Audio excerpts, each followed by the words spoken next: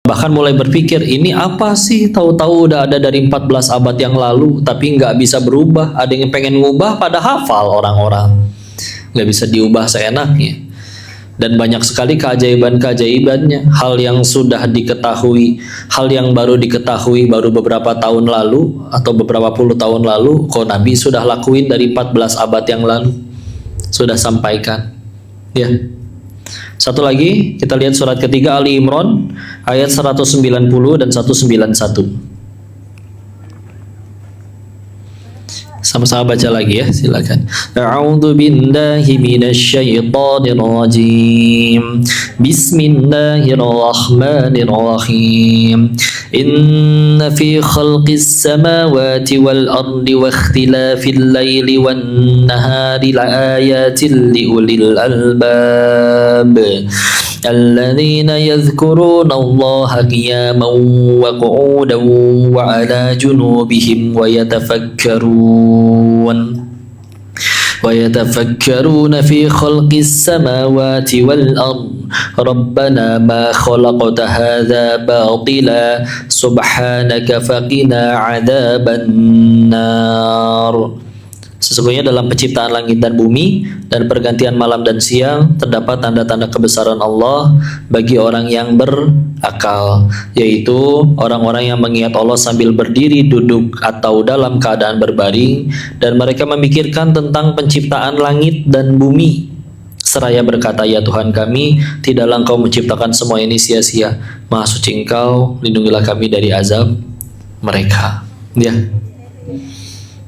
pikir, ya, apa yang dipikirin lalu dikaitkan dengan cita-cita kita, ya, pengen bahagia, pengen tenang, gak gampang ngambek, gak gampang stres, dan tahu tujuan hidup mesti kemana. Yang paling sering harus dipikirin salah satunya adalah ingat betapa jauh dari sempurnanya kewajiban kita ke Allah. Ya, habis itu ditambah mikirin betapa banyaknya nikmat dari Allah untuk kita. Itu udah kombinasi sempurna ya. Orang stres, ya gampang ngambek, ya hidupnya berantem mulu, problematik.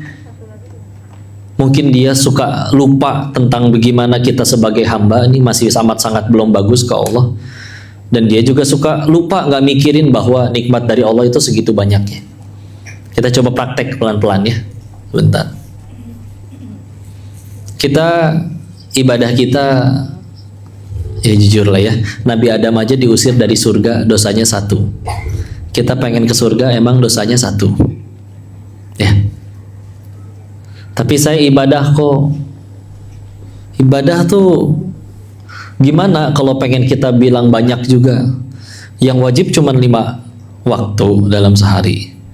Itu pun dia punten ya, zuhurnya kadang 5:30, asarnya kadang 5:30 karena nanggung 2 episode lagi, ya enggak. Subuhnya ya sebangunnya, tidak ngikutin waktu azan. Ini belum ngomongin tahajud sama duha ya. Dan kita tahu sambil lupa rokaat. Tapi istiqomah apa? Istiqomah kuliah kulhu nggak pernah ganti. Kemarin ganti, sekalinya ganti ina atau ina, kecuali sekalinya ganti Ali Imran, Al-Baqarah gitu ya. Iya Al-Baqarah iya kadang, tapi Alif Lam Mim doang sampai 5 ayat pertama. Kemarin saya zuhurnya lama, ingat waktu sujud lama, ya karena mikir abis ini tasyahud apa berdiri ya. Nah gitu ya jujurnya. Jauh. Sekalinya sedekah, yakin ikhlas, kamera di mana-mana, dan kadang sambil dikontenin. Sekarang orang pengen marah, pengen nangis aja suka dikontenin. Duduk di mobil, taruh handphone, teriak, ketawa, aina naonan. Jangan nyambung kemana-mana. Ya. Kita cuman mengambil hikmah. Ya. Jauh susah untuk kita ibadah dengan baik, dengan sempurna.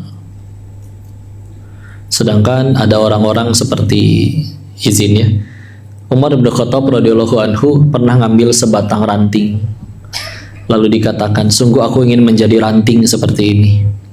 Jadi tanya, kenapa engkau ingin menjadi ranting seperti itu? Ranting ini tidak akan ditanya oleh Allah. Aku Umar, setiap perbuatan itu akan ditanya oleh Allah.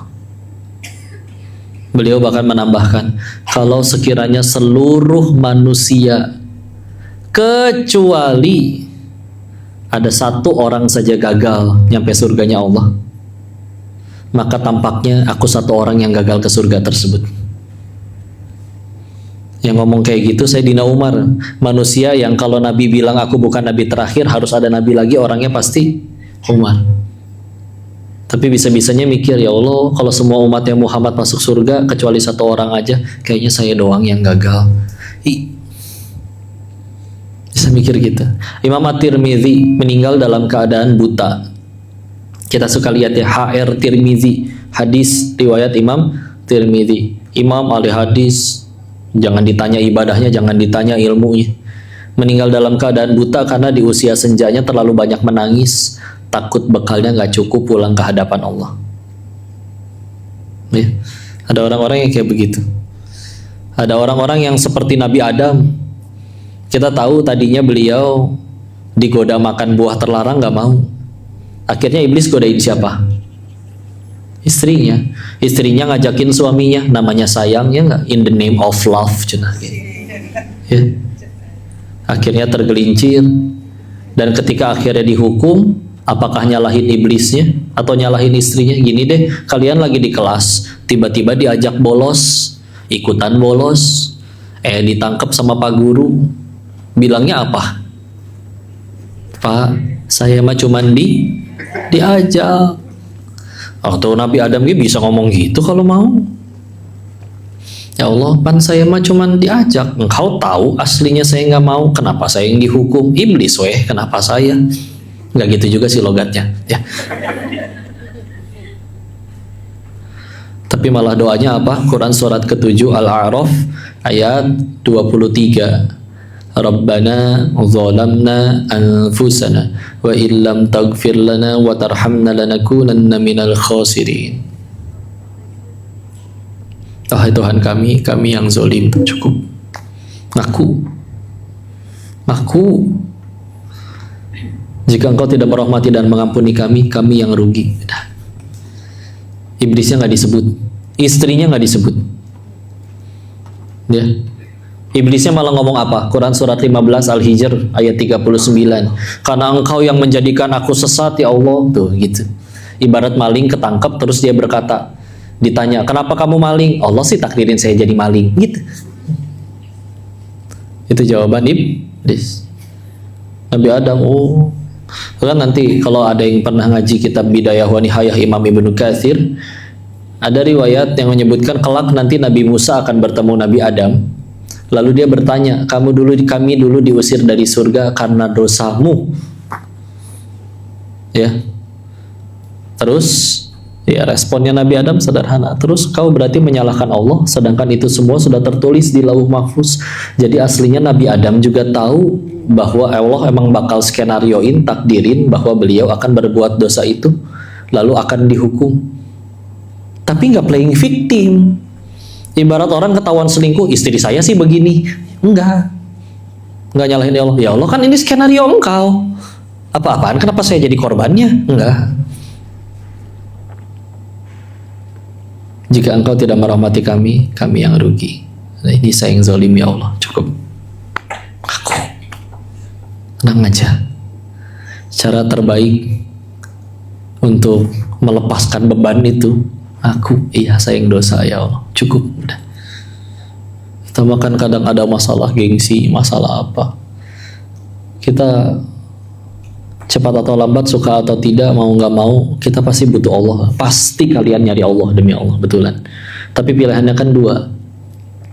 Mau datang ke Allahnya dengan sukarela atau harus diseret dulu. Nanti mulai ngaji. Alhamdulillah kalau nanti mulai menyampaikan, jangankan menyampaikan, kita ngaji aja akan ada yang julid, serius. Cie, kajian, biasa gue joget TikTok. Dulu mah edan, sekarang ajan. Ya, nggak jawab aja. Ngaji itu bukan tanda orang alim, tapi tanda pengen jadi alim. Berhasil nggak tahu. Allah tolong jadi, Allah nggak tolong mah ya udah tuh. Namanya ge hamba. Sok soleha, ngaji mah bukan tanda orang soleha, tapi tanda pengen jadi soleha. Berhasil nggak jadi soleha nggak tahu. Allah tolong jadi, Allah nggak tolong mah ya udah. Namanya ge hamba. Yang kita tahu, kalau Allah udah nggak suka sama kita, mudah bagi Allah matiin kita kapan aja atas dosa-dosanya. Tapi bukannya dihukum, malah dikasih kesempatan. Gak cuma dikasih kesempatan, kita bahkan ditutupi aibnya. Allah tahu kita kalau sendirian ngapain aja, ya nggak? Tapi nggak dibuka, ya. Jadi tenang, kalem, ya. Itu lagi dilatih untuk gimana caranya supaya nggak terlalu mikirin mulut orang. Itu capek sekali. Nabi yang jelas-jelas sempurna aja masih ada yang julitin, apalagi kita yang jauh dari sempurna, ya.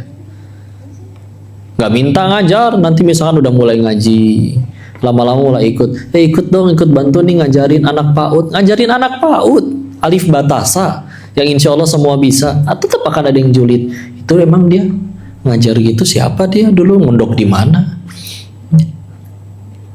Wah, gitu aja mulut orang dengan segala macam komenan-komenannya.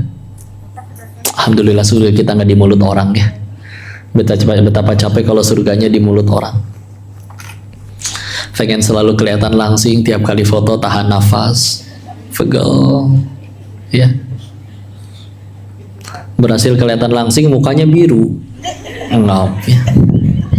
Capek, udah tuh mikirin apa, ya. Pak, tetangga kita ganti mobil, dia bawahan kamu, Pak. Atuh, udah terus kenapa? Bela-belain akhirnya ngambil cicilan baru. Orang paling banter ngapain begitu kita naik mobil barunya? Paling banter cuman gini nih, keyen, udah gitu doang, ya. Manggil ayam kayak gitu, ya. Ibu pengen gak saya gituin? Sini bu, bu, sama aja, ya. Kecuali setiap kali muji, si ibu mobilnya keren, nih dah 2 juta buat nambah cicilannya. Enggak, yang mikir cicilan kita juga. Capek. Ingat ya, Allah masih jauh kita ibadahnya dari sempurna. Terus Nabi Adam diusir dari surga, dosanya 1. Kita pengen ke sana, amalannya kurang. Dengan ibadah yang segitu-gitunya, akhirnya pasti dapat fasilitas. Apa fasilitasnya? Pasti ada yang gak enak dalam hidup, pasti. Ya sakit. Ya ada yang dipecat, ada yang difitnah, ada yang dikhianati dan lain-lain. Ada yang sabar ngadepin suaminya, ada yang sabar ngadepin anaknya dan suaminya baik, keuangannya udah baik, kesehatannya. Ada orang sakit apapun tinggal dibawa tidur sembuh, minimal obat warung. Tapi ada orang yang sakit nggak bisa obat warung, minimal ke Penang. Serius, nggak mempan obat warung, harus ke luar negeri dia. Nggak tahu ya, ususnya mahal kali ya. Adi ya tenang aja, ada yang ngutang tapi galakan yang ngutang, aman. Nggak ada kan yang di sini kayak gitu, aman ya. Di sini mah ngutangin semua ya. Berarti rezeki lebih. Kalau ada yang ngutangin, setelah diingetin dia nggak bayar, doain dia biar jadi orang kaya. Oh nggak bisa kok, harusnya saya yang kaya. Ya Allah, doa aja menipelin. Kita tinggal rugi apa-apa doain orang teh. Sekarang apa? Pengen doain dia ngutang kok, doain biar mules. Nanti mules nggak bisa bayar. Nanti minjem duit lagi buat berobat. Ya udah doain kaya, tapi tetap kayaan saya ya Allah. Ya udah nggak apa-apa. Ini koret jelma teh, ampun. Sadar, bismillah. Kalau kita benar-benar tahu siapa diri kita yang sebenarnya, jujur aja, ya. Lebih enak, lebih tenang. Kok orang ngehina? Demi Allah, hinaan yang keluar dari mulut orang lebih sedikit daripada kehinaan kita yang asli. Yang kebuka tuh sedikit. Contoh pun dan mohon maaf ya, artis ketahuan selingkuh, paling yang keluar cuma satu CCTV. Bisa jadi kejadiannya lebih dari satu kali, tapi yang ketahuan cuma satu, dan itu teh bener lagi kejadian gitu. Tapi nggak terima aibnya kebuka teh, marah, nggak bisa, ini berarti saya dijelekin nama baiknya, tuntut, ribu ya.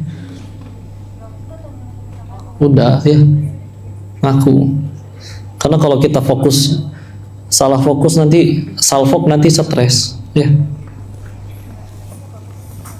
Contoh, artis ketahuan kasusnya ya, terus ketika akhirnya ketahuan kasusnya, yang kalau sibuk dipikirinnya adalah kontrak sinetron diputus, endorsan berkurang, followers pada kabur, stres karena salah fokus. Harusnya apa dong yang dipikirin? Yang dipikirin adalah gimana caranya gara-gara kejadian ini saya jadi diampuni Allah. Udah, itu jauh lebih penting ya, jauh lebih penting.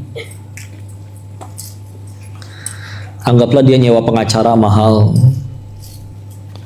berhasil bersihin nama baiknya, orang kembali cinta, netizen kembali cinta, sinetron kembali banyak, endorsan kembali rame, followers tambah banyak, tapi belum tobat-tobat di hadapan Allah. Mau kabur kemana dari azabnya?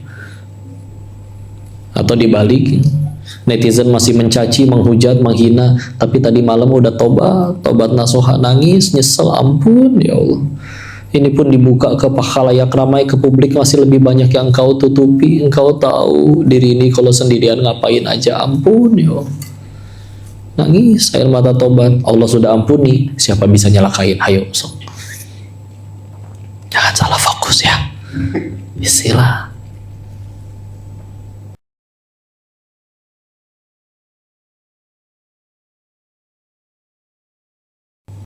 Ya, dicaplok sama ikan paus. Kita mungkin pernah sengaja ninggalin sholat, nyakitin hati orang tua, dicakar kucing juga enggak. Begitu dalam perut ikan, apakah doanya, ya Allah pan saya teh nabi, menyekik teh ingat ujian teh? Enggak. Doanya malah apa? Surat 21 Al-Anbiya ayat 87. La ilaha illa anta subhanaka inni kuntu minadz zalimin. Hai Tuhan kami yang zalim.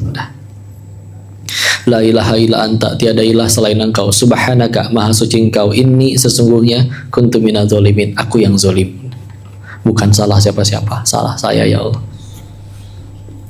Karena orang yang udah benar-benar ada iman dalam hati, yang paling penting dalam hidupnya cuma satu, yaitu saya tambah dekat sama Allah atau enggak. Mau orang ngomong capek sekali atau gimana caranya satu dunia cinta ya. Apalagi kalau sampai akhirnya ya hilang uang banyak demi dipuji orang. Ada yang sampai ngutang demi dipuji teh, ajib beneran, serius ya. Orang bilang kebutuhan manusia waktu sekolah sandang, pangan, papan, atau primer, sekunder, tersier. Ternyata ada kebutuhan yang keempat pas sudah gede ya. Kebutuhan apa? Ingin diakui orang lain. Masa iya kok? Iya, ada yang kakinya 2 tapi sepatunya 50. Ya biarin atau kok, mungkin cita-citanya pengen jadi kaki 1000. Ya sok mangga ya. Unik ya. Jam tangan fungsinya apa? Lihat waktu. Berarti enggak, kalau mobil saya ngerti, mobil yang miliaran sama mobil second yang 100 juta larinya kencengan yang miliaran. Cuman kalau jam tangan yang 11,7 miliar sama jam tangan yang beli di TikTok Shop 89.000, emang kecepatannya beda. Pak, jam tangan Bapak itu miliaran Pak, keutamaannya apa? Oh ini 1 jamnya setara 5 menit kok, berarti rusak Pak. Ini saking cepat muternya bisa jadi kipas angin tahu kok. Oh iya, oke lah, makin jadi ngaconya. Kecuali yang paling sakit hati, udah beli asli, ori, mahal, tetap dikira KW sama orang. Orang teh gimana kitanya tahu, serius. Punten ya, ada orang malas kerja, kemana-mana kerja paling lama sebulan dipecat, kemana-mana ninggalin utang, mulutnya jahat, kerjaan nggak punya akhirnya. Tahu-tahu punya handphone 25.700.000. Ya. Dikira KW sama orang. Enggak, beneran asli. Nyolong berarti kamu. Enggak, beneran dibeli. Oh, berarti menang slot. Coba tuh ya. Niatnya beli barang buat naikin harga diri, malah makin dihina. Sakit hatinya. Wah, KW. Enggak nih, sampai punten ya, ada dulu. Enggak, memang ada sih orang yang diujinya kayak gitu. Kayak kurang pantas gitu pakai barang mahal. Ada yang kayak gitu, serius. Ya begitu akhirnya beli jam tangan asli. Ketika ditanya bener nggak itu, sampai itu bonnya dikantongin kemana-mana. Dia ganti celana, bonnya ikut, serius. Ini asli bu, beneran ini. Sampai melas, ya Allah, minta diakuin asli. Ya tahu sendiri netizen, itu bonnya siapa kamu bawa-bawa? Udah. Serius. Tadi sebelum dari sini ada teman-teman dari wartawan ya, dari Gospot, saya ingat kok dia bertanya, kok gimana ini udah akhir tahun, sedangkan di akhir tahun itu kok suka banyak bencana ya, dibilang kayak gitu. Gimana kita menyikapinya? Ya izin, bencana itu satu, tambah jauh dari Allah. Maka punten ya, negerinya makmur, nggak ada badai, nggak ada topan, nggak ada longsor, nggak ada banjir, jabatan naik, duit tambah banyak, tapi tambah jauh dari Allah, itu bencana demi Allah. Jadi misalkan ya Allah, duit lagi nggak ada, kerjaan lagi seret, dagangan lagi sepi, kena musibah lagi. Tapi ya dalam keadaan taat, bertakwa kepada Allah, syahid, wafat, husnul khotimah. Contoh ada adik-adik kita yang di Palestina, masih kecil, gak punya dosa, hafal Quran, kena ledakan, syahid, husnul khotimah. Bisa jadi itu kebaikan, surganya lebih terjamin daripada kita. Betul kan? Itu baru musibah, itu baru bencana, diukur bener. Karena kalau bagi kita, wah bahagia, kenapa dia bahagia? Iya kan dia sekarang misalkan punten ya, sudah viral, tapi viralnya mohon maaf karena sensasi, buka aurat, joget-joget, ya. Iya duitnya tambah banyak, iya tambah viral, dikenal, iya gaya pacarannya diikutin banyak orang. Enggak tuh, jangan itu standarnya, serius. Yuk ingat ibadah kita yang masih kayak gitu. Sekarang bandingin sama betapa banyak nikmat dari Allah itu. Kita pengen kita bisa ingat dosa aja, itu nikmat aslinya. Berapa banyak orang di luar sana yang salah tapi boro-boro ingat dosa. Ada yang bangga dengan dosanya, terus gak ada perasaan nyesel, atau gimana cara dia berhenti dari dosa kalau nggak nyesel. Yuk praktek yuk, dari bangun tidur aja. Karena doa bangun tidur kan, alhamdulillahilladzi ahyana ba'da ma'amatana wa ilaihin nusyur.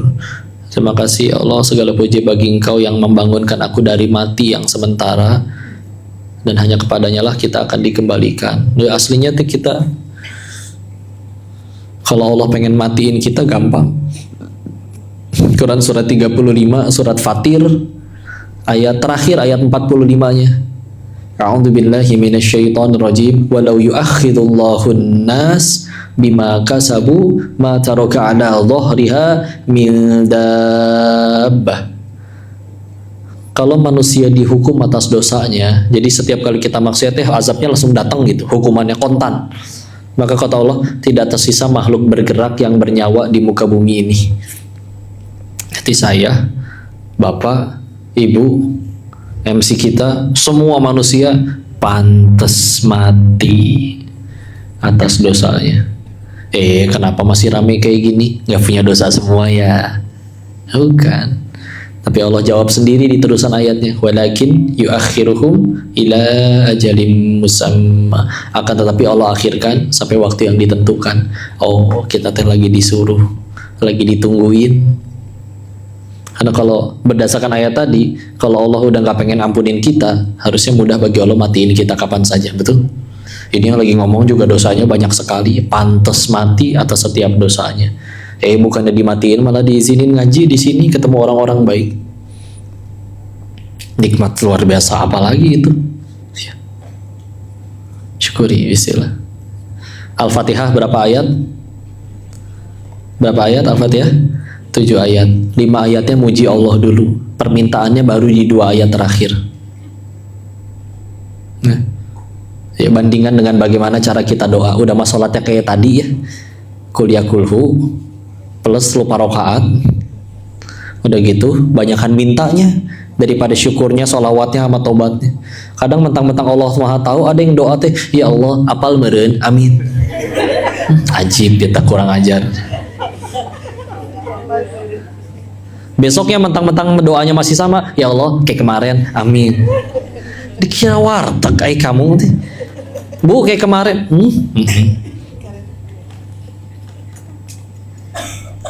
Jangan atuh ya. Yuk bismillah. Lihat Al-Fatihah, banyakan mujinya dulu. Kita sama ya Allah. Kau Maha Pengampun, lagi Maha Pengasih, Maha Penyayang. Sholawat dulu, ampuni dosa-dosa hamba, mudah bagimu menghukum hamba. Baru terakhir minta. Ya orang-orang yang jauh lebih soleh dari kita, contoh para nabi, orang-orang soleh terdahulu, doanya kayak begitu. Kalau minta pun kadang mintanya juga bukan, ya Allah minta tuh minta husnul khotimah, ya Allah minta tuh minta hidayah. Bukan nggak boleh minta Pajero, bukan. Nggak, ibu mau gelang lagi, boleh, silakan. Ada karet gelang tuh banyak ya. Tapi ada sesuatu yang jauh lebih mahal ya. Nih, punten contoh ini muhasabah. Kalau ada yang minta jodoh, di sini ada yang udah punya jodoh belum? Ya tenang ya, saya bukan pengen nafkahin, cuma nanya doang. Nah, misalkan ada yang minta jodoh ya. Punten ya, kok bukan pengen matahin semangat. Masih ada peluang kalian mati jomblo. Serius. Oh, kok gitu? Ya iya, karena syarat ke surga nggak harus punya jodoh. Kalau nggak, apa kabar anak-anak yang di Palestina boro-boro mikirin jodoh, lari, dikejar-kejar penjahat, ya. Tapi surganya lebih terjamin daripada kita. Itu minta jodoh. Kalau ada yang minta kaya, sama, belum tentu dikabul. Karena ya punten ya, nggak semuanya sanggup jadi orang kaya. Ada yang semenjak tambah kaya, duitnya tambah banyak maksiatnya. Ada orang bisa nggak jadi maksiat loh gara-gara nggak punya duit. Berarti nggak punya duitnya dia kan pertolongan dari Allah. Ya, 2. 3. Ada orang minta sehat juga belum tentu dikabul. Padahal minta sehatnya bukan pengen maksiat. Ada yang minta sehat. Ada orang minta sehat kayak gini. Ya Allah, saya pengen sehat biar bisa ngerasain sholat sambil berdiri. Karena lahir dari kecil sakit, sholatnya harus selalu sambil duduk, kadang sambil rebahan. Mintanya, ya Allah, masa permintaan sebaik itu aja Allah nggak kabulin sih. Tapi punten ya, masih ada peluang nggak akan dikabul. Ada orang yang sampai wafatnya sakit. Ayo perhatikan, minta sehat belum tentu dikabul, minta jodoh belum tentu dikabul, minta kaya belum tentu dikabul. Tapi ada satu doa yang kalau ini yang kita minta pasti Allah kabul. So, minta apa coba? Minta apa? Itu dia betul. Ya, udah pernah dengar berarti. Minta hidayah. Praktekin yuk. Nanti malam kalau bisa. Udah masuk Rajab nih. Bangun tahajud. Duaan aja sendirian. Yang lain mungkin masih tidur. Dan gak usah live TikTok ya tahajudnya. Jadi gak duaan kalau kayak gitu ya. Beres sholat nggak apa-apa, kuliah kulhu nggak apa-apa 2 rakaat. Tapi begitu beres, ya Allah, ini hambamu pulang ya Allah, mengakui segala dosanya, mudah bagimu menghukum hamba atas dosa hamba. Tapi Engkau berjanji ya Allah bahwa Engkau turun di sepertiga malam mencari siapa yang berdoa, dan kalau hamba masih diizinkan memohon ya Allah, anugerahkan hati hamba hidayah ya Allah. Bismillah. Kenapa ini yang justru paling akan selalu dikabul punten ya? Kita sering ngedoain hidayah buat orang mungkin normal, tapi ini diri sendiri yang ngaku minta petunjuk ke Allah, minta hidayah. Di saat dia bisa minta apa aja, minta kaya, minta sukses, minta pasangan tampan atau cantik dan lain-lain, tapi dia malah minta hidayah. Nggak mungkin Allah nggak kasih.